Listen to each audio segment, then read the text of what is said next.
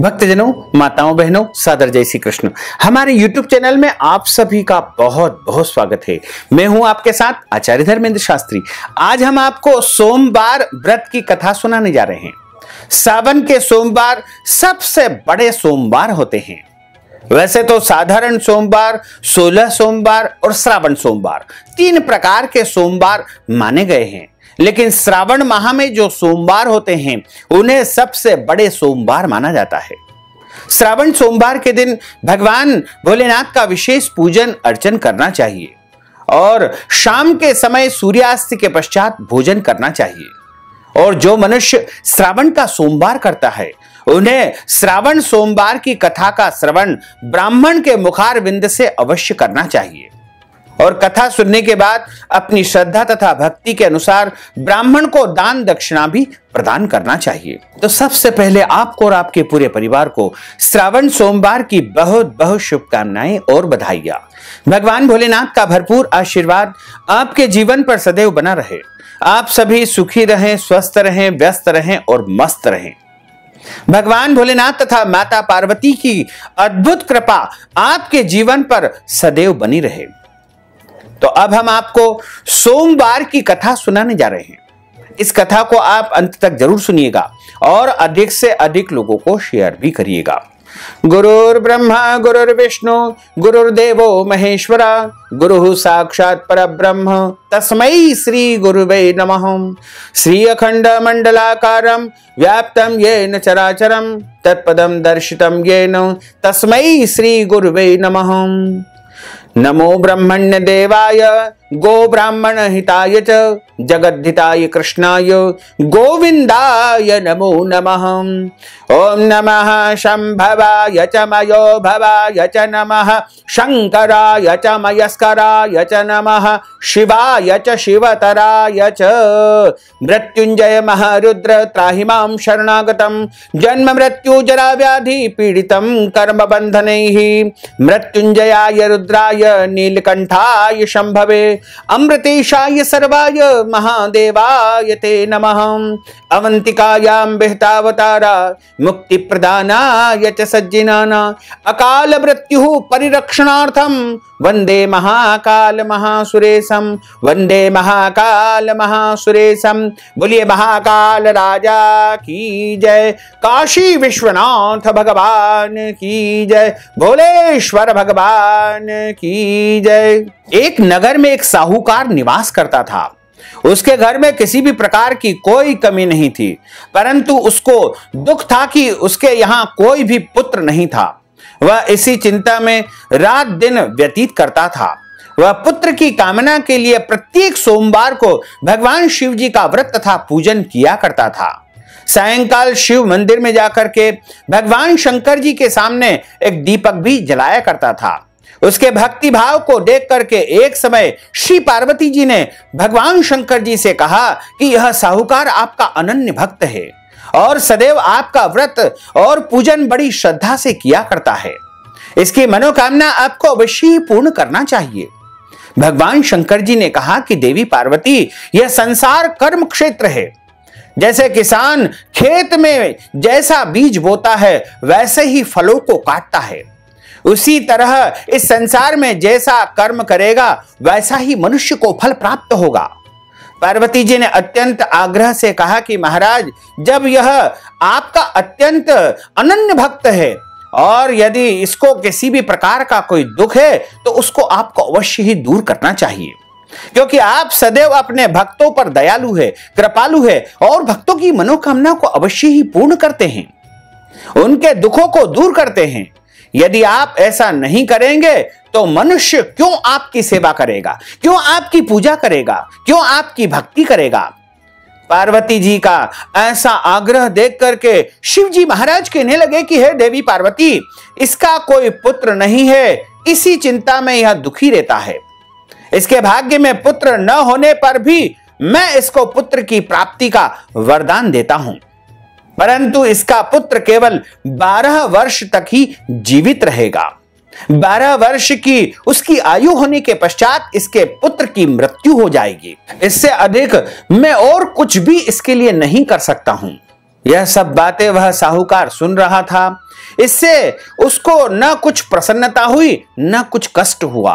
वह पहले जैसा ही शिवजी महाराज का व्रत तथा पूजन करता रहा। कुछ समय व्यतीत हो जाने पर साहूकार की पत्नी गर्भवती हो गई और ठीक 10वें महीने में उसके गर्भ से एक अति सुंदर पुत्र की प्राप्ति हुई। साहूकार के घर में बहुत खुशियां मनाई गई, परंतु साहूकार ने उसकी केवल 12 वर्ष की आयु जान करके कोई अधिक प्रसन्नता व्यक्त नहीं की, न ही किसी को इस प्रकार का भेद बतलाया।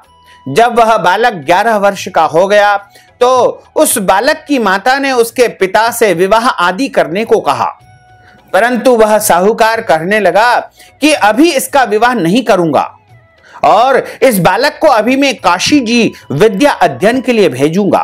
फिर साहूकार ने अपने साले अर्थात उस बालक के मामा को बुला करके उसको बहुत सारा धन दे करके कहा कि तुम इस बालक को काशी जी पढ़ने के लिए ले जाओ और रास्ते में जिस स्थान पर भी जाओ वहां पर यज्ञ करते हुए जाना और ब्राह्मणों को दान पुण्य करना, उनको भोजन करवाते जाना। वह दोनों मामा और भांजे सब जगह यज्ञ करते हुए ब्राह्मण को भोजन कराते हुए जा रहे थे। रास्ते में उनको एक शहर पड़ा। उस शहर के राजा की कन्या का विवाह था। दूसरे राजा का लड़का जो विवाह कराने के लिए बारात लेकर के आया था, वह एक आंख से अंधा था, काना था। उसके पिता को इस बात की बड़ी चिंता थी कि कहीं वर को देख करके कन्या के माता पिता विवाह में किसी भी प्रकार की अड़चन पैदा न कर दे। इस कारण जब उसने अति सुंदर सेठ के लड़के को देखा तो मन में विचार किया कि क्यों न ढुकाव के कपड़े पहना करके, यानी दूल्हे के कपड़े पहना करके इस पुत्र को ही दूल्हा बना दिया जाए, तो यह कार्य बड़ी सुंदरता से संपन्न हो जाएगा। वर के पिता ने सोचा कि यदि विवाह कार्य भी इसी लड़के से करा दिया जाए तो क्या बुराई है। ऐसा विचार करके लड़के और उसके मामा से कहा कि यदि आप फेरो और कन्यादान का काम भी करवा दे तो आपकी बड़ी कृपा होगी, हम इसके बदले आपको बहुत सारा धन प्रदान करेंगे। उन्होंने भी स्वीकार कर लिया और विवाह कार्य भी बहुत अच्छी तरह से हो गया। परंतु जिस समय लड़का जाने लगा तो उसने राजकुमारी की चुनरी के पल्ले पर लिख दिया कि तेरा विवाह तो मेरे साथ हुआ है, परंतु जिस राजकुमार के साथ तुमको भेजेंगे वह एक आंख से काना है। मैं तो काशी जी पढ़ने जा रहा हूं। उस राजकुमारी ने जब चुनरी पर ऐसा लिखा हुआ पाया तो उसने राजकुमार के साथ जाने से इनकार कर दिया और कहा कि यह मेरा पति नहीं है, मेरा विवाह इसके साथ नहीं हुआ है, मेरा पति तो काशी जी पढ़ने गया है। राजकुमारी के माता पिता ने अपनी कन्या को उसके साथ विदा नहीं किया और बारात खाली हाथ वापस लौट गई। उधर वह सेठ का लड़का और उसका मामा काशी जी पहुंच गया। वहां जाकर उन्होंने यज्ञ करना आरंभ किया। लड़के ने पढ़ना शुरू कर दिया। उसकी शिक्षा का प्रारंभ हो चुका था। जब लड़के की आयु 12 साल की हो गई तब एक दिन उन्होंने यज्ञ रचा और यज्ञ चल रहा था। तो लड़के ने अपने मामा से कहा कि मामा जी, आज मेरी तबीयत कुछ ठीक नहीं है। मामा ने कहा कि अंदर जाकर के सो जाओ। लड़का अंदर जाकर के सो गया और थोड़ी देर में उसके प्राण निकल गए। जब उसके मामा ने आकर देखा कि यह तो मर चुका है, यह मुर्दा पड़ा हुआ है, तो उसको बड़ा दुख हुआ और उसने सोचा कि मैं तो अभी रोना पीटना मचा दूंगा तो यज्ञ का जो कार्य चल रहा है वो अधूरा रह जाएगा। अतः उसने जल्दी से यज्ञ का कार्य संपन्न करवाया और समाप्त करने के बाद ब्राह्मणों के जाने के बाद रोना पीटना आरंभ कर दिया। संयोगवश उसी समय उधर से माता पार्वती तथा भगवान शंकर जी निकल रहे थे। पार्वती जी कहने लगी कि महाराज, कोई दुखिया इस समय यहां पर रो रहा है, इसके कष्टों को दूर करो। तब शिव जी बोले कि इसकी आयु इतनी ही थी, सो भोग चुका है। पार्वती ने कहा कि महाराज, कृपा करके इस बालक को और आयु प्रदान कर दो, अन्यथा इसके माता पिता तड़प तड़प करके मर जाएंगे। पार्वती जी के इस प्रकार बारंबार अनुरोध करने पर, आग्रह करने पर शिव जी ने उसको जीवन दान दे दिया और शिव जी की कृपा से वह लड़का जीवित हो गया। शिव पार्वती तो वहां से कैलाश पर्वत की तरफ चले गए। तब उसी प्रकार यज्ञ करते हुए दोनों मामा भांजे अपने घर की तरफ प्रस्थान करते हैं। रास्ते में उसी शहर में आए जहां पर उसका विवाह संपन्न हुआ था। वहां पर आकर के उन्होंने यज्ञ किया तो लड़के के ससुर ने अपने दामाद को पहचान लिया और अपने घर, अपने महल में ले जाकर के उसका बड़ा स्वागत सत्कार किया।